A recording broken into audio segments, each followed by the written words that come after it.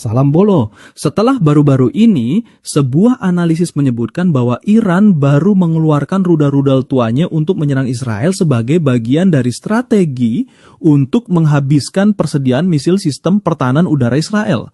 19 Juni, serangan dengan menggunakan rudal besar akhirnya terjadi. Kita belum konfirmasi ya, rudal apa yang digunakan oleh Iran baru-baru ini.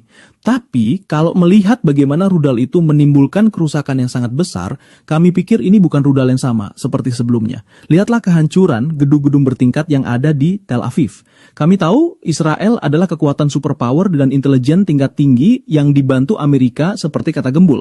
Tapi Iran adalah pejuang dan kamu tak boleh mengatakan Iran bakal kalah sebelum perjuangan itu usai. Dan hari ini Iran kembali membuktikan bagaimana Tel Aviv bisa dihancurkan.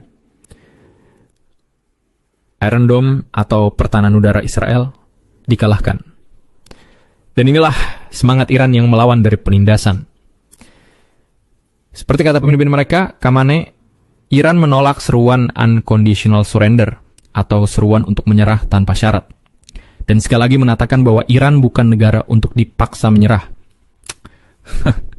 Mengenal 7 lapis pertahanan Israel. Menarik nih yang Gembul bilang. Di situ dijelaskan bahwa Iran sudah hampir pasti kalah.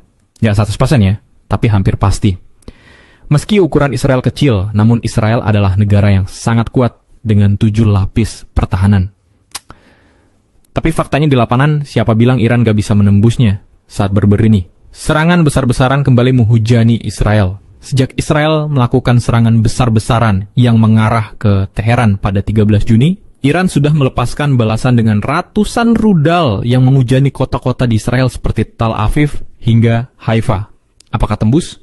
Ya, faktanya sistem pertahanan Israel ditembus. Lelucon selalu tersaji dari antek-antek Zionis di mana saja berada. Kita mending bicara fakta saja, bukan bicara tanpa fakta, alias percaya media mainstream dari agen Zionis. Saat amunisi Israel menipis, rudal-rudal paling mematikan Iran dilepaskan.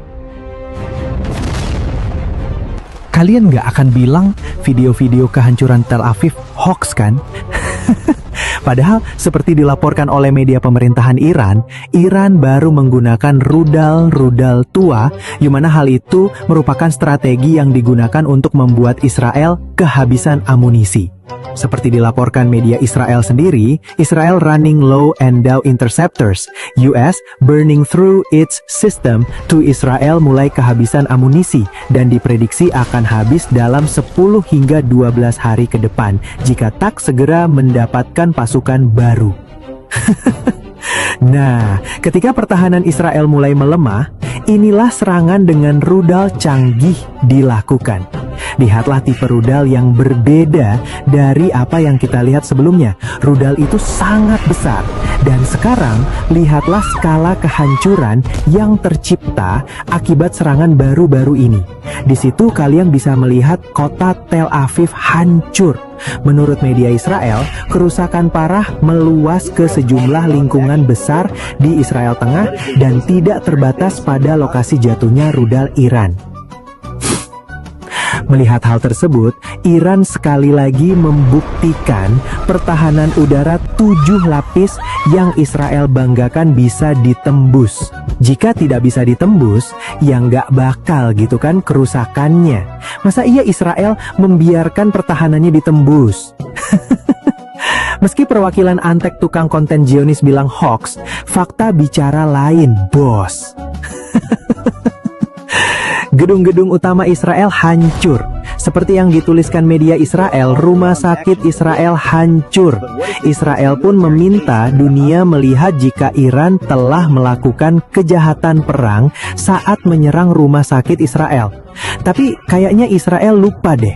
Bukannya puluhan rumah sakit di Gaza juga udah mereka serang. Bener kan? Mereka kan penjahatnya. Sekarang minta dunia untuk menilai Iran sebagai penjahat. Tukang fitnah. Tukang fitnah. Sebagai info, menurut media Iran, alasan diserangnya rumah sakit karena Israel meletakkan pangkalan militer milik mereka di bawah tanah rumah sakit Soroka. Ya karena Zionis itu dari dulu pengecut, menjadikan rakyat sipil tamengnya konyol, konyol. But what if they placed a military base under the hospital?